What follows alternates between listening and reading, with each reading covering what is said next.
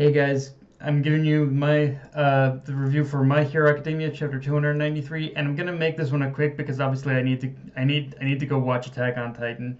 But yeah, honestly, I with this review in particular though, I even before I get into the review, I want to show you guys this. This is like the hoodie I'm wearing in full detail, and yeah, I couldn't have picked a better chapter in order to wear this hoodie, because yeah, this is like this to put it simply, this chapter is peak Bakugo. To put it, but okay, this chapter is peak Bakugo. Just no question. This is like Bakugo's like one of Bakugo's best moments, honestly.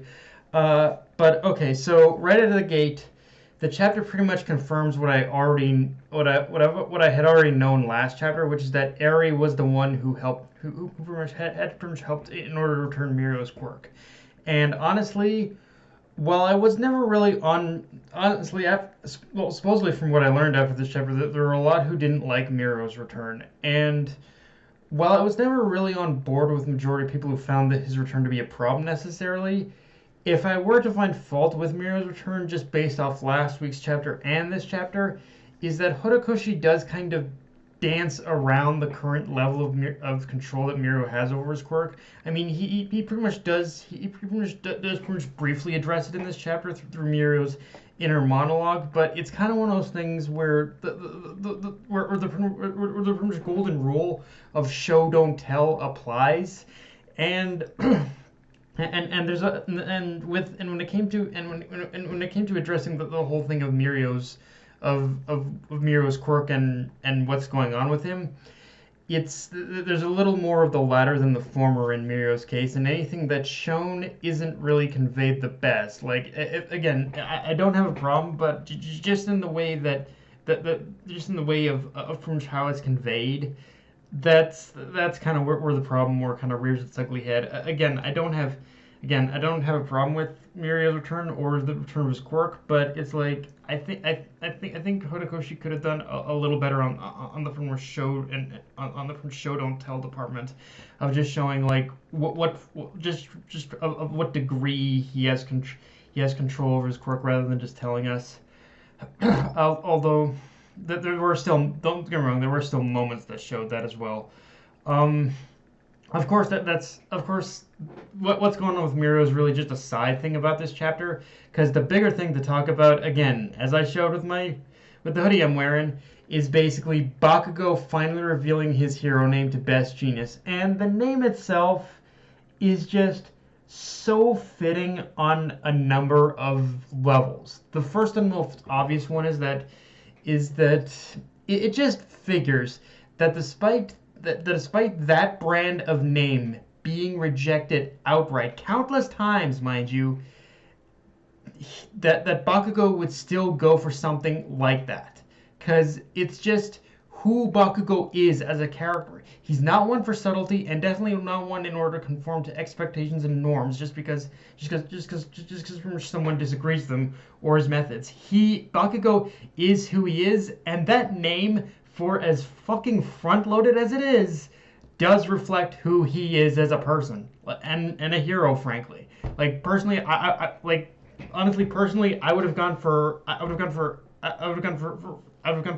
much simpler but still effective name of Explosion Dynamite God.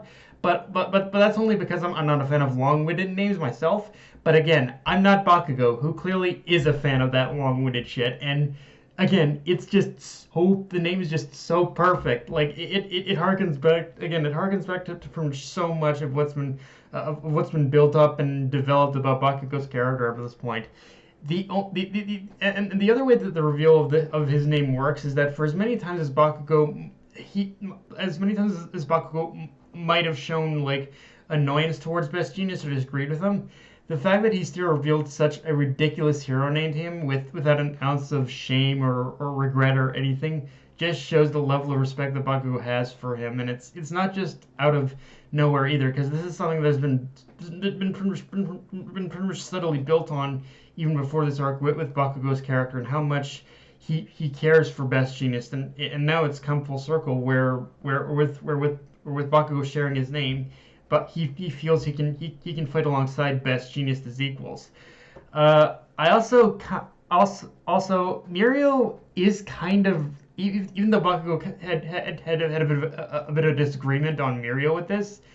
Mirio is kind of right. That name, for as villainous as it might sound, does carry the potential in order to make people laugh a lot. Like, there is a very interesting comedic element to Ultra Bakugo's name. It is kind of funny when you get down to it.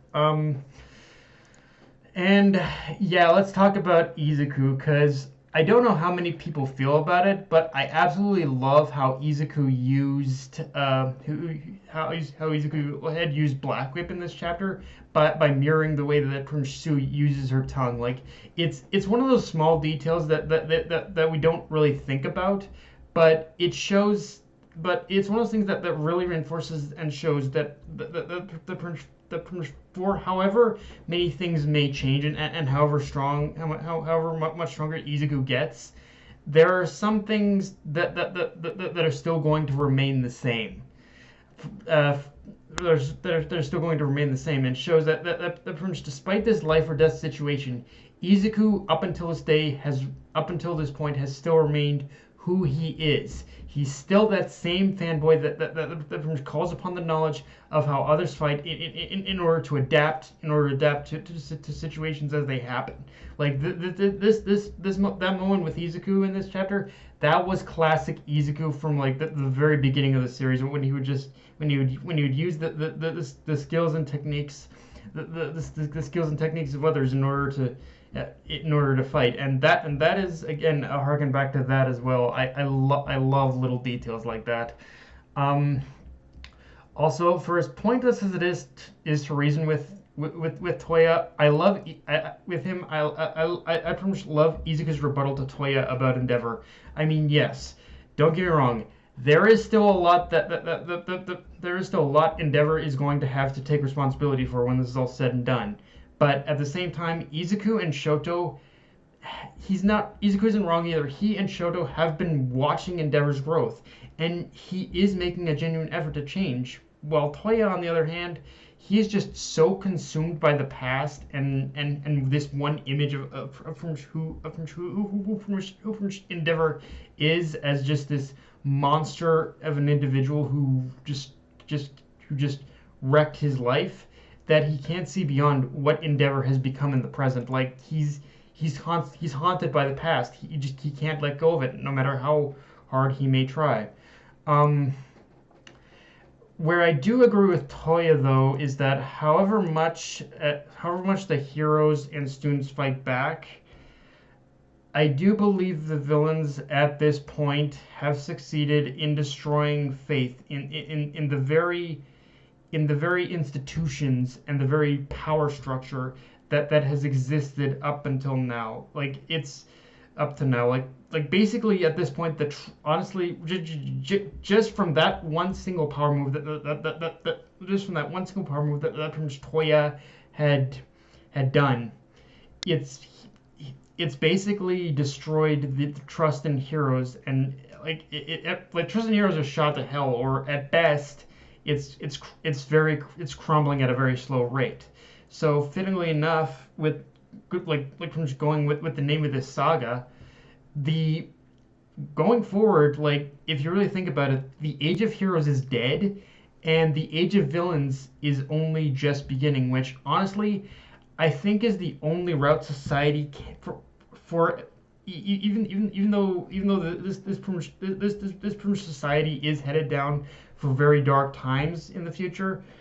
I think it's the only route that society can go now, because everything that system and All Might has done to suppress these villainous elements are now boiling to the surface, and you can't put a lid on it anymore. That lid is going to burst, and it is reaching that point where things are going to burst now.